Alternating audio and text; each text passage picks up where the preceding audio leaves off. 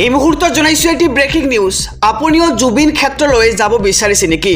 জুবিন ক্ষেত্ৰলৈ যোৱাৰ আগতে চাওক এই প্ৰতিবেদন, কিয়নো এবাৰ জুবিন ক্ষেত্ৰত বান্ধি দিয়া হৈছে কিছুমান নীতি নিৰ্দেশনা। এই মুহূৰ্তৰ খবৰ জনাইছো, এক ডাঙৰ খবৰ, বান্ধি দিয়া হল সময়সীমা, মন গ'লে জুবিন ক্ষেত্ৰত থাকিব নোৱাৰিব অনুৰাগী। এই মুহূৰ্তৰ খবৰ জনাইছো, সমগ্ৰ ৰাজ্যবাসীক জুবিন ক্ষেত্ৰক লৈ জাৰি কৰা হৈছে SOP, বান্ধি দিয়া হল সময়সীমা, মন গ'লে জুবিন ক্ষেত্ৰত থাকিব নোৱাৰিব অনুৰাগী। আৰু দৰ্শনাৰ্থীৰ বাবে পুৱা 6 বজাৰ পৰা ৰাতি 10 বজালৈকে খোলা থাকিব জুবিন ক্ষেত্ৰ। মনত ৰাখিব সময়টো, যদিহে আপুনি সোণাপুৰৰ সেই জুবিন ক্ষেত্ৰলৈ যাব বিচাৰে তেন্তে এই সময় মনত ৰাখিব, ৰাতিপুৱা 6 বজাৰ পৰা 10 বজালৈকে আপুনি যাব পাৰিব জুবিন ক্ষেত্ৰলৈ। আৰু কোনো ধৰণৰ সুৰাপান গুটখা আদি সেৱন কৰি আপুনি জুবিন ক্ষেত্ৰলৈ যাব নোৱাৰে, তাক লৈ SOP জাৰি কৰা হৈছে ইতিমধ্যে। সুৰাপান কৰি সোমাব নোৱাৰিব জুবিনৰ সমাধি ক্ষেত্ৰত। আৰু জিলা প্ৰশাসনে জাৰি কৰিছে নিৰ্দেশনাৱলী। আৰু নিশা 10 বজাৰ পিছত প্ৰৱেশ কৰিব নোৱাৰিব জুবিন ক্ষেত্ৰত। আৰু জুবিন ক্ষেত্ৰক লৈ জাৰি কৰা হৈছে SOP, বান্ধি দিয়া হৈছে সময়সীমা। আমি জনাইছো খবৰ, মন গ'লে জুবিন ক্ষেত্ৰত থাকিব নোৱাৰিব জুবিনৰ কোনো অনুৰাগী। দৰ্শনাৰ্থীৰ বাবে পুৱা 6 বজাৰ পৰা 10 বজালৈকে খোলা থাকিব জুবিন ক্ষেত্ৰ। আৰু কোনো ধৰণৰ সুৰাপান গুটখা আদি সেৱন কৰি সোমাব নোৱাৰিব আপুনি জুবিন ক্ষেত্ৰত। এই মুহূৰ্তত জনাইছো আৰু এটি ডাঙৰ খবৰ, ৰাজ্যৰ লাখ লাখ চাহ জনগোষ্ঠীৰ পৰিয়ালে শীঘ্ৰেই লাভ কৰিব মাটিৰ পট্টা, কেবিনেটৰ গুৰুত্বপূৰ্ণ প্ৰস্তাৱ। এই মুহূৰ্তৰ খবৰ জনাইছো, এক ডাঙৰ খবৰ, ৰাজ্যৰ লাখ লাখ চাহ জনগোষ্ঠীৰ পৰিয়ালৰ বাবে আহি পৰিছে এক ভাল খবৰ। চাহ জনগোষ্ঠীৰ লোকসকলে পাব মাটিৰ পট্টা, চিলিং আইন সংশোধন কৰি চৰকাৰে দিব মাটিৰ পট্টা। প্ৰায় 4 লাখ পৰিয়ালক দিয়া হ'ব এই মাটিৰ পট্টা। মাটিৰ পট্টা প্ৰদানৰ বাবে কেবিনেটৰ চিন্তা চৰ্চা আৰম্ভ। আৰু 25 অক্টোবৰত জিলা আয়ুক্ত আৰু বিধায়কসকলৰ সৈতে হ'ব এক গুৰুত্বপূৰ্ণ বৈঠক। আৰু এটা পৰিয়ালক কিমান মাটি দিয়া হ'ব তাক লৈ হ'ব আলোচনা সেই বৈঠকখনতেই। আৰু সমগ্ৰ অসমৰ চাহ বাগিচা আইনত আছে প্ৰায় 2,90,000 বিঘা ভূমি। আৰু ৰাজ্যৰ লাখ লাখ চাহ জনগোষ্ঠী পৰিয়ালৰ বাবে এক ভাল খবৰ বুলি ক'ব লাগিব, কিয়নো চাহ জনগোষ্ঠীৰ লোকসকলে পাব এতিয়া মাটিৰ পট্টা, চিলিং আইন সংশোধন কৰি চৰকাৰে দিব এই মাটিৰ পট্টা। আৰু প্ৰায় 4 লাখ পৰিয়ালক দিয়া হ'ব এই মাটিৰ পট্টা।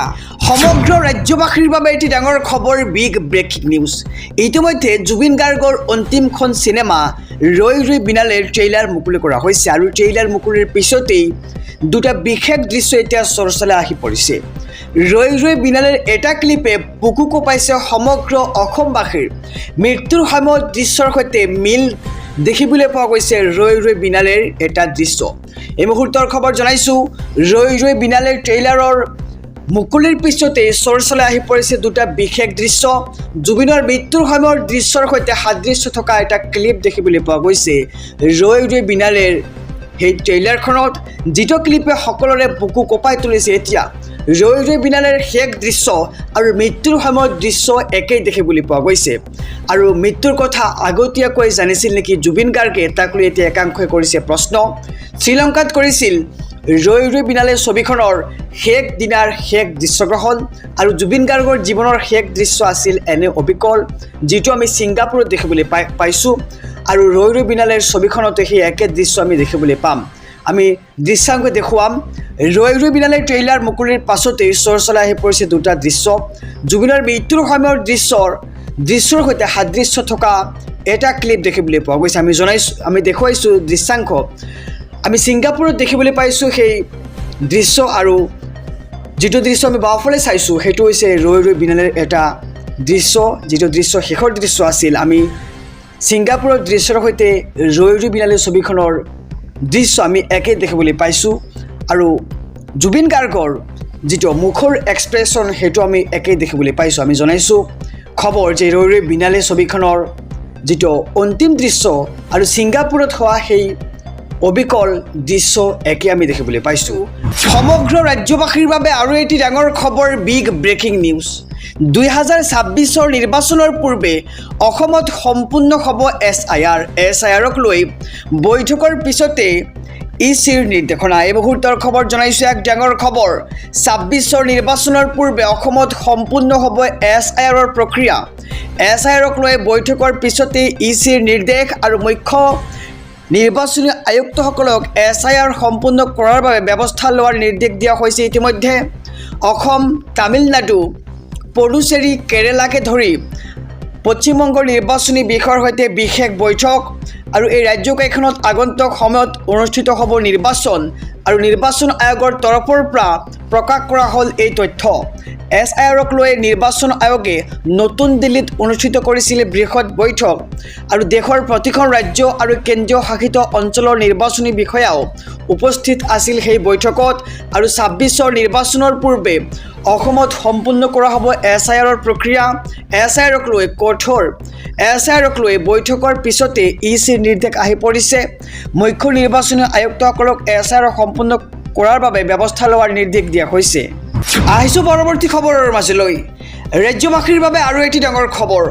সোণাপুৰৰ জুবিন ক্ষেত্ৰক লৈ শীঘ্ৰেই আহিব নীতি নিৰ্দেশনা। সোণাপুৰৰ ৰাইজৰ সৈতে জিলা আয়ুক্তই যুগুত কৰিব নীতি। এই মুহূৰ্তৰ খবৰ জনাইছোঁ সমগ্ৰ ৰাজ্যবাসীক।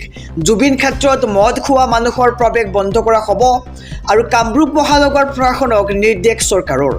জুবিন ক্ষেত্ৰক লৈ কেবিনেটত গুৰুত্বপূৰ্ণ আলোচনা।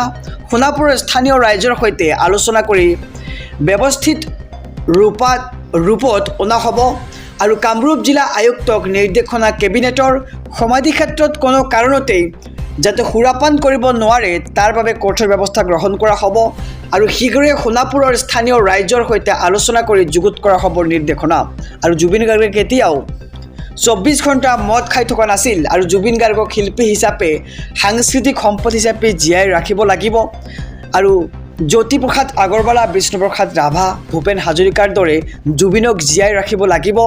জুবিন গাৰ্গক নমস্য ব্যক্তিৰ শাৰীলৈ লৈ যোৱাটো প্ৰতিজন অসমীয়াৰ এক দায়িত্ব আৰু জুবিন ক্ষেত্ৰত মদ খোৱা মানুহৰ প্ৰৱেশ ইতিমধ্যে বন্ধ কৰা হৈছে। কামৰূপ মহানগৰ প্ৰশাসনক নিৰ্দেশ চৰকাৰৰ। আহিছোঁ আন এক খবৰৰ মাজলৈ। ৰাজ্যবাসীৰ বাবে আৰু এটি ডাঙৰ খবৰ। আমাৰ জুবিন অমৰ জুবিন। জুবিন গাৰ্গৰ ন্যায় বিচাৰি ৰাজপথত জনতাৰ বিশাল ৰেলী। এই মুহূৰ্তৰ খবৰ জনাইছোঁ জুবিন গাৰ্গৰ ন্যায় বিচাৰি ৰাজপথলৈ ওলাই আহিল হাজাৰ হাজাৰ লোক। মঙলদৈত মন্ত্ৰী পীযুষ হাজৰিকাৰ নেতৃত্বত বাসীৰ বিশাল ন্যায় সমদল। জুবিন গাৰ্গে ন্যায় পাবই লাগিব। জুবিন গাৰ্গৰ মৃত্যুৰ ঘটনাত পৰোক্ষ অথবা প্ৰত্যক্ষভাৱে জড়িত সকলো তদন্তৰ আওতাত আহিব লাগিব। দোষীয়ে কঠোৰ শাস্তি পাবই লাগিব আৰু জুবিনৰ ন্যায় বিচাৰি এই দাবী হাজাৰ হাজাৰ লোকৰ আৰু জুবিন গাৰ্গৰ ন্যায় বিচাৰি ৰাজপথলৈ ওলাই আহিল হাজাৰ হাজাৰ লোক। মঙলদৈত মন্ত্ৰী পীযুষ হাজৰিকাৰ নেতৃত্বত বাসীৰ হৈছে বিশাল ন্যায় সমদল। জুবিন গাৰ্গে ন্যায় পাবই লাগিব আৰু জুবিন গাৰ্গৰ মৃত্যুৰ ঘটনাত পৰোক্ষ অথবা প্ৰত্যক্ষভাৱে জড়িত সকলো তদন্তৰ আওতালৈ আহিব লাগে। দোষীয়ে কঠোৰতম শাস্তি পাব লাগে। সমগ্ৰ ৰাজ্যবাসীৰ বাবে এটি ডাঙৰ খবৰ, বিগ ব্ৰেকিং নিউজ। জুবিন গাৰ্গৰ ন্যায়ৰ লগত কোনো কম্প্ৰমাইজ নহ'ব। SITয়ে শীঘ্ৰেই সমাপ্ত কৰক জুবিন গাৰ্গৰ মৃত্যুৰ তদন্ত। আমি সকলোৱে জুবিন প্ৰেমী, এনেদৰে এতিয়া মন্তব্য কৰিছে মন্ত্ৰী পীযুষ হাজৰিকাই। এই মুহূৰ্তৰ খবৰ জনাইছোঁ এক ডাঙৰ খবৰ। নলবাৰীৰ পিছত এইবাৰ মঙলদৈত বিজেপিৰ বৃহৎ জনসমদল দেখিবলৈ পোৱা গৈছে। আমাৰ জুবিন অমৰ জুবিন, আমাৰ জুবিন প্ৰাণৰ জুবিন দাবীৰে তেওঁলোকে এতিয়া প্ৰতিবাদ সাব্যস্ত কৰিছে। জুবিন গাৰ্গে ন্যায় পাবই লাগিব।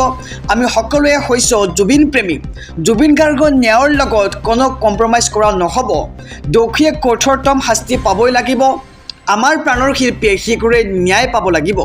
জুবিন গাৰ্গৰ মৃত্যুৰে জড়িত সকলোকে কঠোৰ শাস্তি দিব লাগে আৰু SITয়ে শীঘ্ৰেই সমাপ্ত কৰক জুবিন গাৰ্গৰ মৃত্যুৰ তদন্ত। আৰু এই মন্তব্য কৰিছে মন্ত্ৰী পীযুষ হাজৰিকাই। আৰু পানী নখৰাকৈ তদন্ত হ'ব লাগিব জুবিন গাৰ্গৰ এটা এটা ঘটনা। আৰু ময়ো জুবিন অনুৰাগী, আমিও জুবিন অনুৰাগী। মঙলদৈত হুংকাৰ মন্ত্ৰী পীযুষ হাজৰিকা আৰু সভাপতি দিলীপ শইকীয়াৰ।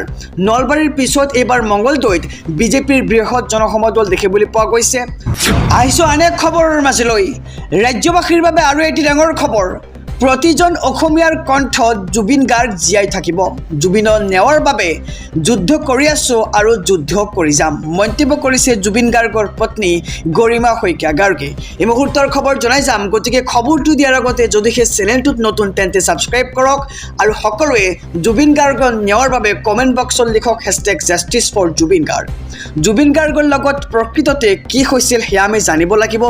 জুবিন গাৰ্গৰ লগত কিয় এনেকুৱা হ'ল, প্ৰতিটো প্ৰশ্নৰ উত্তৰ বিচাৰিছে এতিয়া জুবিন গাৰ্গৰ মৰমৰ পত্নী গৰিমা শইকীয়া গাৰ্গে। প্ৰতিজন অসমীয়াৰ আত্মাত সোমাই আছে জুবিন। কোটি কোটি মানুহৰ মাজত জুবিন জীয়াই থাকিব লাগিব আমি সকলোৱে একত্ৰিত হৈ থাকিব লাগিব আৰু জুবিনে কৰিব বিচৰা সকলোবোৰ কাম আমি কৰিব লাগিব সকলোৰে কণ্ঠত জুবিন জীয়াই থাকিব নৱপ্ৰজন্মক ভাল পাইছিল জুবিন গাৰ্গে নৱপ্ৰজন্মৰ বাবে বহুদিন কান্দিছে জুবিন গাৰ্গে আৰু নতুন প্ৰজন্মই জুবিন গাৰ্গৰ সপোনবোৰক কঢ়িয়াই নিয়ক আৰু মোৰ কাষত সদায় থাকক আপোনালোকে এনেদৰে এতিয়া আহ্বান জনাইছে জুবিন গাৰ্গৰ অনুৰাগীসকলক আৰু আপোনালোকে আমাৰ শক্তি জুবিনৰ ন্যায়ৰ বাবে যুদ্ধ কৰি আছোঁ আৰু সদায় যুদ্ধ কৰি যাম আমাৰ অন্তৰৰ ভিতৰত কি চলি আছে কেৱল আমিহে জানো জুবিন গাৰ্গৰ লগত প্ৰকৃততে কি হৈছিল সেয়া আমি জানিব লাগিব জুবিন গাৰ্গৰ লগত কিয় এনেকুৱা হ'ল প্ৰতিটো প্ৰশ্নৰ উত্তৰ আমাক লাগিব এতিয়া প্ৰতিটো প্ৰশ্নৰ উত্তৰ বিচাৰিছে জুবিন গাৰ্গৰ পত্নী গৰিমা শইকীয়া গাৰ্গে আমি ধৈৰ্য শক্তিৰে অপেক্ষা কৰি আছোঁ আমাক ন্যায় লাগিবই বহুত কষ্ট হৈছে কিয়নো আজি জুবিন গাৰ্গৰ মৃত্যুৰ এমাহ পাৰ হৈ গ'ল তাৰ পিছতো এতিয়ালৈকে জুবিন গাৰ্গে ন্যায় পোৱা নাই আৰু জুবিনক অমৰ কৰি ৰখাৰ দায়িত্ব আমাৰ আৰু জুবিনক সুঁৱৰি মঞ্চত উচপি উঠিল জুবিন গাৰ্গৰ মৰমৰ পত্নী গৰিমা শইকীয়া গাৰ্গে